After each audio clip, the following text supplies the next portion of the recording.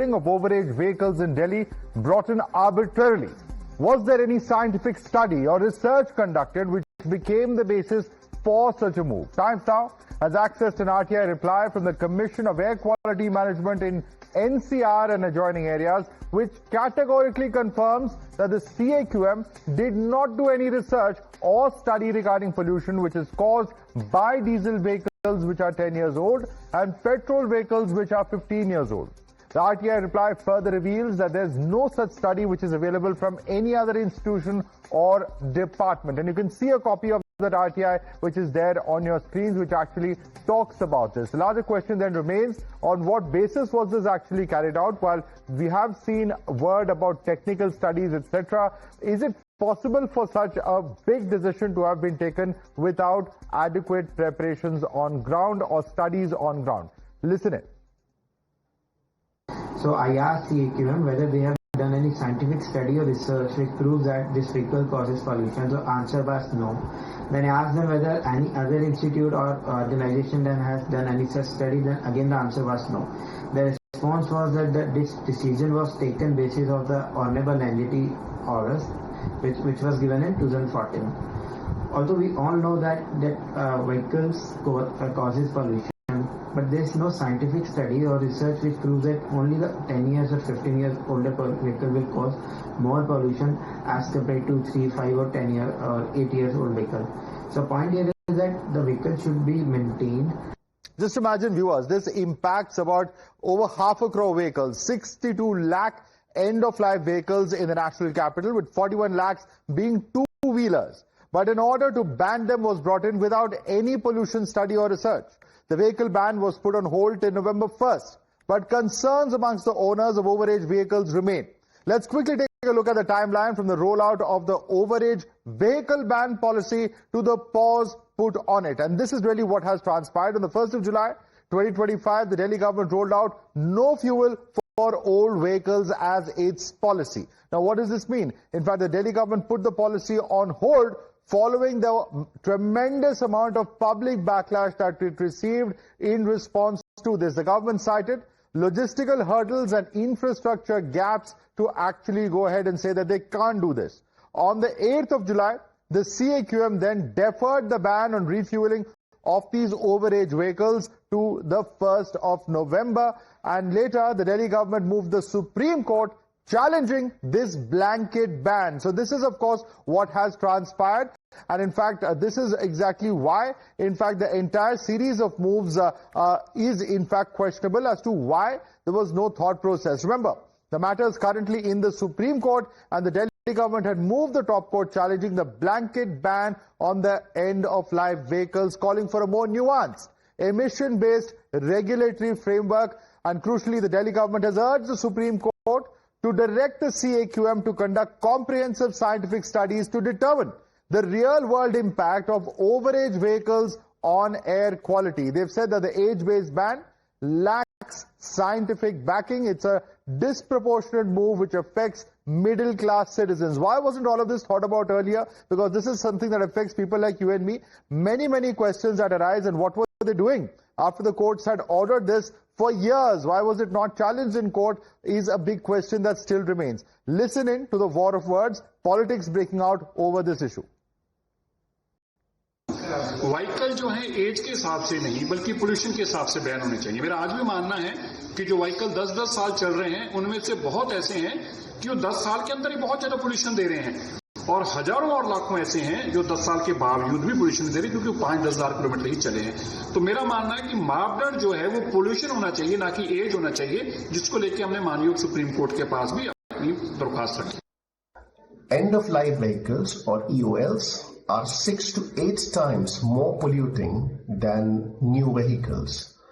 But instead of a blanket ban, we should ensure that a robust and thorough mechanism is in place when we test the fitness of any vehicle and ensure that no vehicle is polluting instead of just banning the old ones.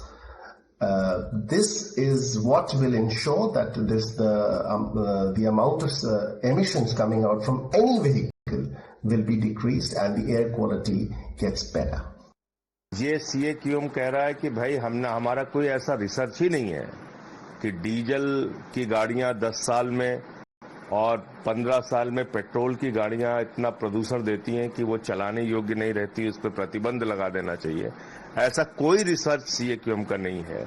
तो मुझे लगता है कि ये तो बहुत बड़ा घोटाला है जो मेरे ख्याल से कार बेचने वाली कंपनियों के साथ मिलके और ये करने की कोशिश में भारतीय जनता पार्टी है, और ये बहुत बड़ी बात है कि अगर RTI की रिप्लाई में ऐसी बात आई है।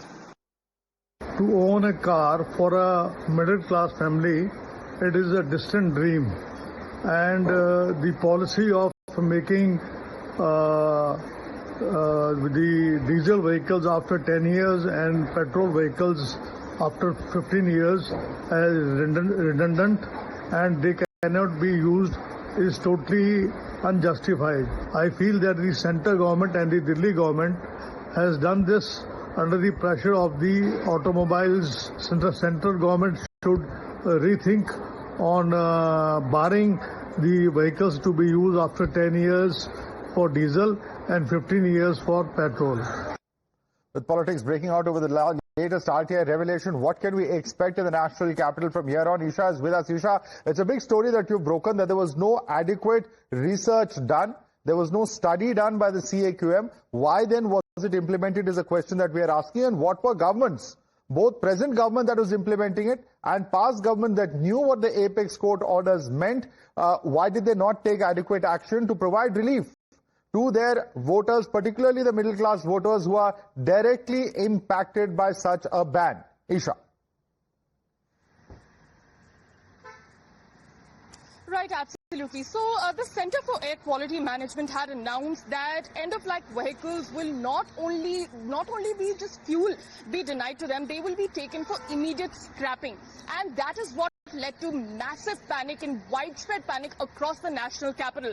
In fact, this matter is also currently in court. In fact, the Delhi government had to take a U-turn within 2 days.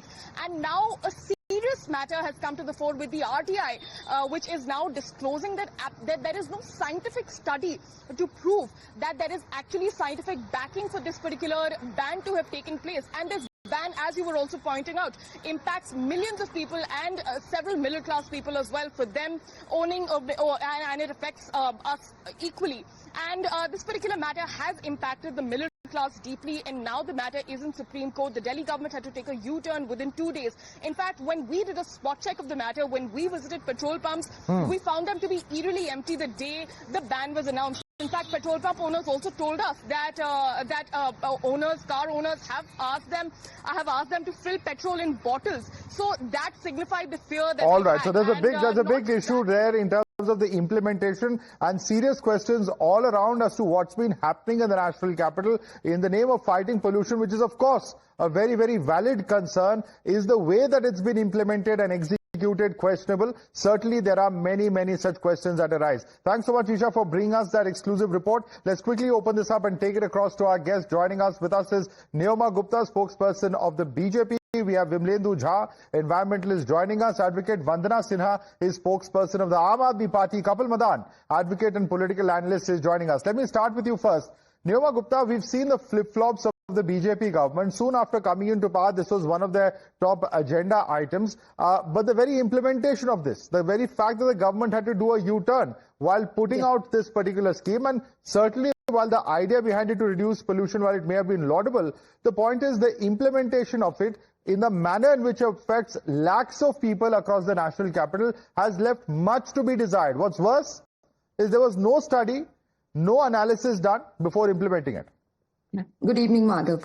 So, see, as you correctly said, we must remember that via the 2015 order of NGT and subsequently Supreme Court in 2018, which not only made it optional but mandated the implementation of the regulation by the Delhi government, which was completely overlooked by the AAP.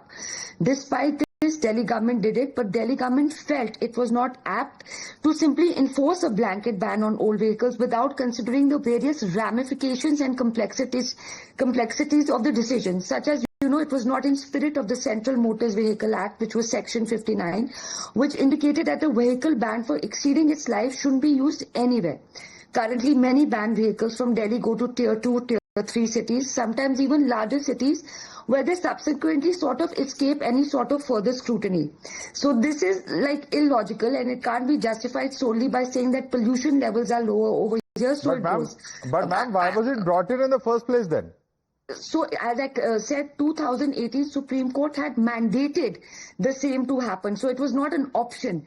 I'm going further. No, but the point is also that the end-of-life vehicle, the very fact that CAQM has extended the deadline to the 1st of November, what was the tearing hurry to bring in such an order is the question that many are asking. We know what Supreme Court has said, and certainly there will be questions for the AAP government as to what they did or didn't do during their tenure, but I'm not able to understand or fathom why the government would be in such a hurry to implement it in this manner. So we were taking all necessary steps by the Delhi government from the World Court in order to sort pollution out at every level, whether it comes to measures like e-buses, EV infrastructure overhauls, road sweepers, sprinklers, strict dust control. Every step was taken in the larger picture. The CAQM study was, the RTI has come to surface right now. So having said that, while we are taking steps, we also roll back this step, keeping the larger interest of the people, because obviously we understood that every person is getting affected. In fact, today it's the Delhi government which has gone to the Supreme Court for review, saying that it should be on a scientific basis. Okay, let me bring in Vandana Sinha. Your response to this. What did your government do, ma'am? It's very easy and very well to criticize the state government currently, but when we knew that there was a Supreme Court order and we know that there's a large swath of people, over 500 million people who are going to be impacted by it, why were there urgent steps not taken?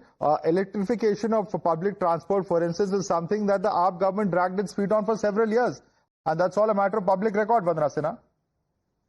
Madhav, first of all, I want to say that since the BJP government has come in Delhi, everything is, especially for the Rekha Gupta or the BJP government, they are announcing everything in a very irrational and unfair manner. Even though without taking any proper step, without for any study. First, we have seen in this demolition of jhuggies. That time they also announced, they said like that the jhuggi will not demolish. They have taken their step back. The same thing have happened in this blanket ban of the vehicles. Rekha Gupta came very proudly, said that this vehicle will be banned 10 and 15 years respective to petrol and diesel. And after that she came and said that like it will not happen. Today what happened in the court, and as far as this 2018 is concerned, 2018 Supreme Court judgment says this will totally depend upon the recommendation and commission of the state or central government.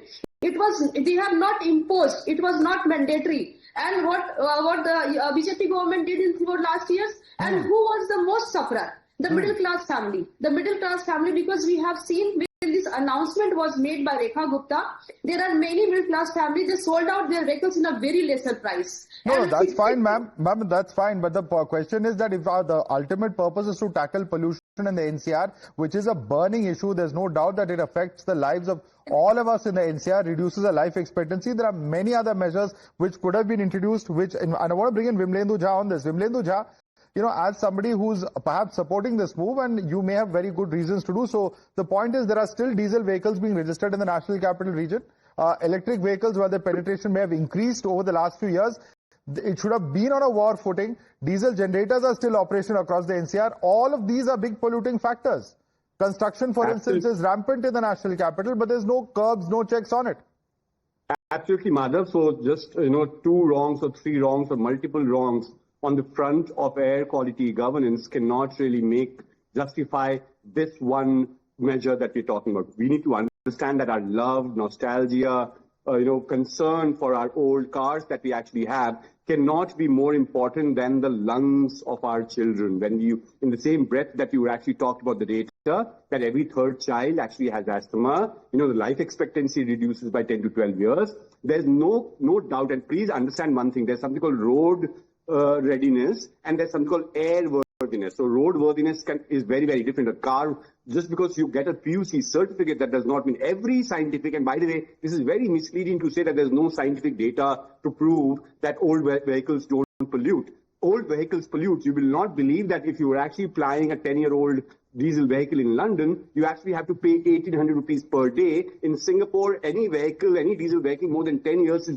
deregistered automatically. But Vimlendu, does that depend on the quality of maintenance? You could have a new vehicle that's polluting far more than an old vehicle that's maintained well. We don't have in India, we know how we maintain our cars, right? And therefore, I do not understand this special love. And middle class doesn't want to pay parking prices, doesn't want price hike, wants clean air, and does campaign for that, but doesn't want car to be banned. I do not know whether this is a double standard on our part. We are actually trying because there are huge swaths. There are huge swaths. Hear me out. There are huge swaths of the population. Let Kapil Madan come in on this. Kapil Madan, is this an inherent hypocrisy of the people of Delhi, as Vimlendu is pointing out? Because whether we're talking about old age pensioners, whether we're talking about the economically weaker sections who are looking aspirationally at a vehicle as a mode of transport, as a mode of social mobility, it impacts a huge swath of people. And certainly, while pollution is a big issue in the national capital, what then is the way out, Kapil Madan? Madhav, if you look at the way in which BJP first came up with a notification and they withdrew the notification and thereafter they filed a petition before the Honorable Supreme Court, I mean, one thing that clearly strikes me is that it is a policy making by the government as their whims and fancy and not backed by any kind of wisdom or any kind of scientific research. Now, what they've done is they've reduced the policy making, as a WhatsApp forward. One day, suddenly they will realize that, look, we have to do something about it.